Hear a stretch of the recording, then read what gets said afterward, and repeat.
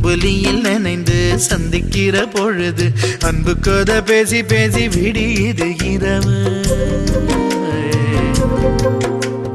ஏழு கடல் தாண்டித்தான் ஏழு மலை தாண்டித்தான் என் கருத்து மச்சான் கிட்ட ஓடி வரும் மனசு. நாம சேர்ந்து வாழும் காட்சி ஓட்டி பார்க்கிறேன்.